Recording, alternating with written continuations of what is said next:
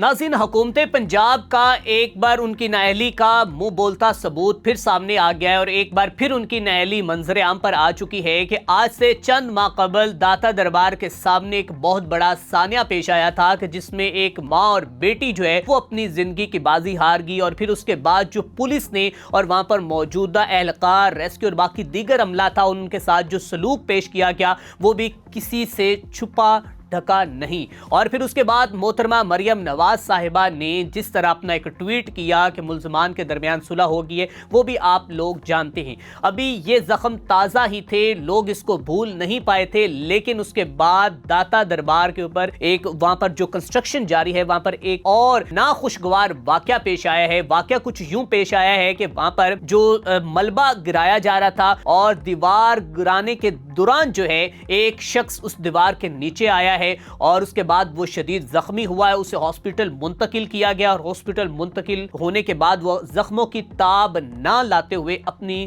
زندگی کی بازی ہار گئے، جبکہ یہ 3 اموات ہو چکی ہیں۔ جبکہ اس سے پہلے جب یہ موت واقع ہوئی تھی ان 2 ماں اور بیٹی کی، تو اس وقت مریم نواز صاحبہ نے کہا تھا کہ کسی کو بھی میں یہاں پر نااہلی نہیں برتنے دوں گی، کسی کو بھی یہاں پر جو ہے وہ نہیں چھوڑوں گی اور انصاف جو ہے وہ میں دوں گی۔ لیکن اس کے باوجود جو ہے یہ سلسلہ جو ہے وہ تھم نہیں سکا اور ایک بار پھر ان کی نااہلی کا منہ بولتا ثبوت جو ہے وہ سامنے آ گیا ہے، جس میں دیکھا جا سکتا ہے کہ داتا دربار کی جو کنسٹرکشن ہو رہی ہے اس کا ملبہ گرانے کے دوران شخص جو ہے اس دیوار کے نیچے آیا ہے اور وہ اپنے خالق حقیقی سے جا ملا ہے۔ اب سوال پھر ایک بار اٹھ رہے ہیں کہ کیا اس شخص کی موت کی ذمہ دار اس وقت کی جو موجودہ